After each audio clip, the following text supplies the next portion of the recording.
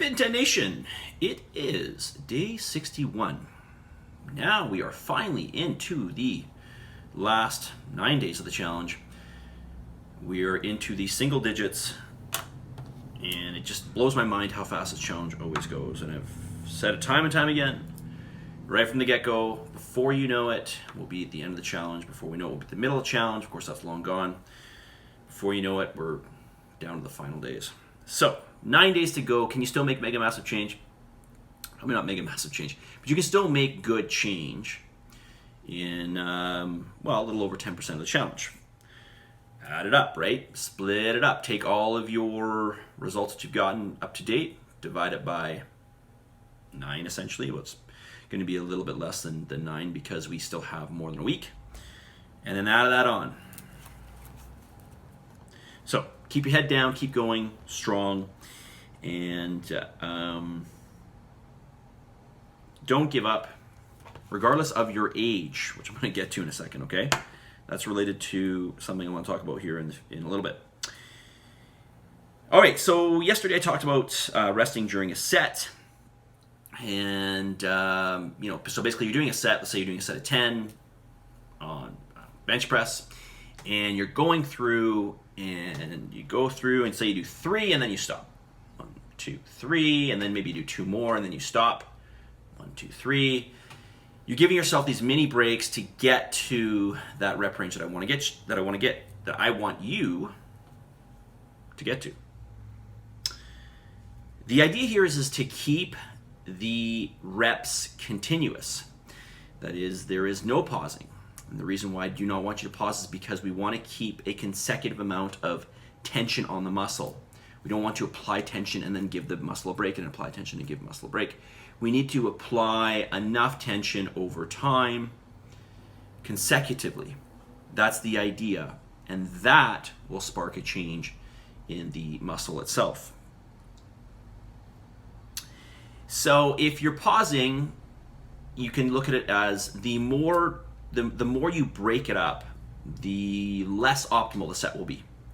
If you're doing, like I said, I was squatting the other day, right? And I was doing 10 reps, and I got to the 9th, and then I couldn't do that consecutive 10th, so I rested 2 seconds or whatever. Then I went back down and did the last one.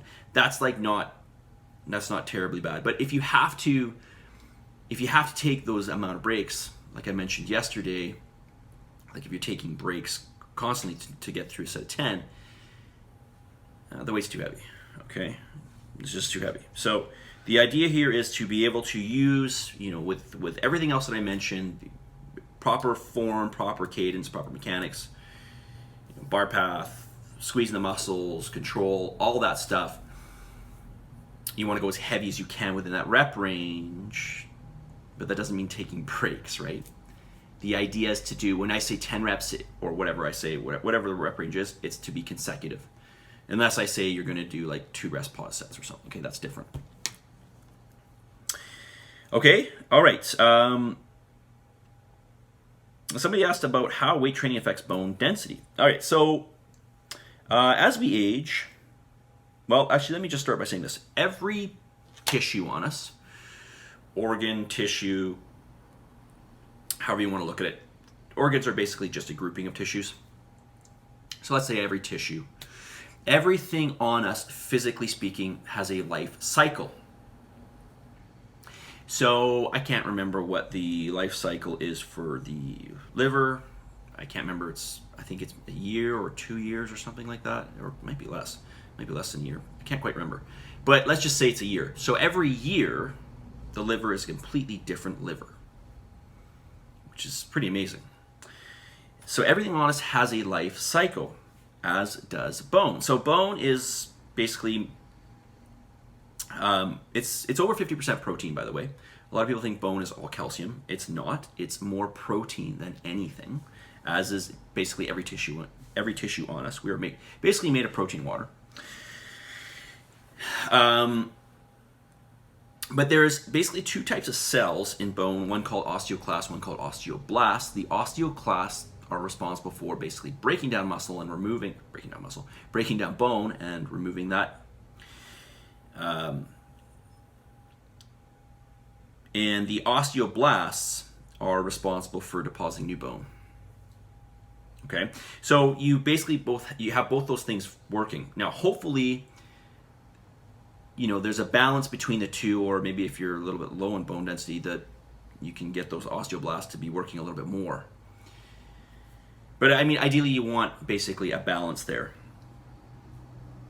So what happens when you weight train is there is essentially like a remodeling of the bone. So the physical force of the weight on the bone stimulates those osteoblasts to lay down more bone. And it tells those osteoclasts not to, it basically downregulates those osteoclast cells. So there's less bone breakdown, there's greater bone buildup, which is really, really interesting. And you might be wondering, well, what about other things like calcium? So how does calcium affect this? So when calcium is low, the thyroid will release something called parathyroid hormone, and this will activate the osteoclasts. And when calcium is high, calcitonin will be released by the thyroid, and it will downregulate those osteoclasts, and it will upregulate the osteoblasts to produce more bone. So it's kind of interesting. Also, things like testosterone and estrogen, those are protective. So testosterone in males is protective to bone density. Estrogen in females is protective to bone density. And of course, when those drop through time, as they do as we age, we see bone density going down. So weight training is a good measure to offset this. Also, vitamin D.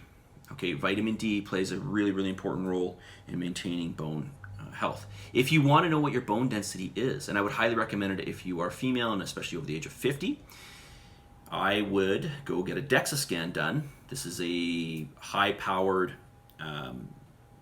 X-ray based technology that scans your whole body, does your body composition, so it measures your lean body mass, your muscle mass, and your fat mass.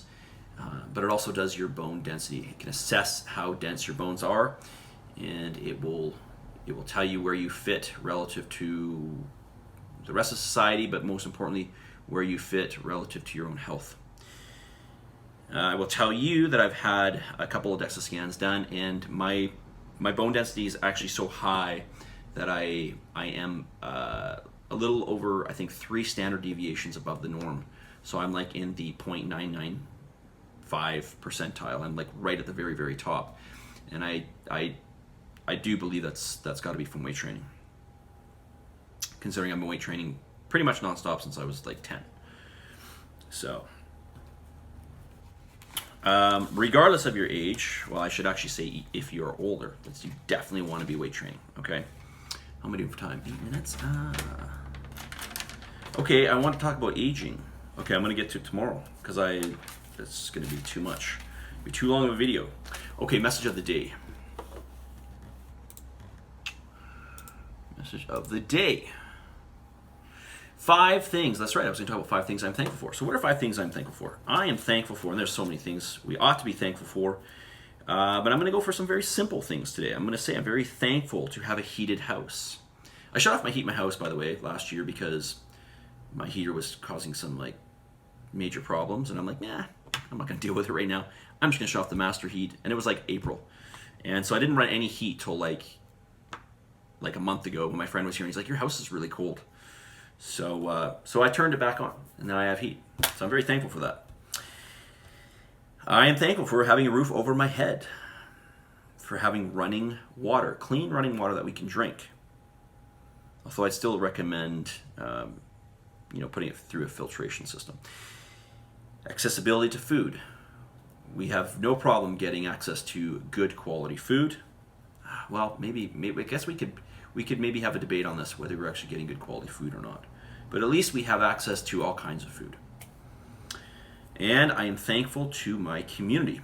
You guys, the people in this immediate area where I live, because I think that we are surrounded by really great people. I think the gym is a really good representation of that as well. So I'm really, really thankful for that. So thank you. And on that note, positive energy, positive vibes. Believe in yourself, and for the love of God, send me your gratitude in your feedback to me if you have not sent it to me, which, a lot of you have not, by the way. That's several weeks, over 2 weeks. Many of you have not sent in your feedback. Do that and send in 5 things you were thankful for. I want to know, and I will read it. And it's good for you. Believe me, it is. Okay? We'll talk to you guys all very soon. 9 days to go. Head down, head strong. Doesn't matter how old you are. You're going to keep going and do your very best. We'll talk to you guys all very soon. See ya.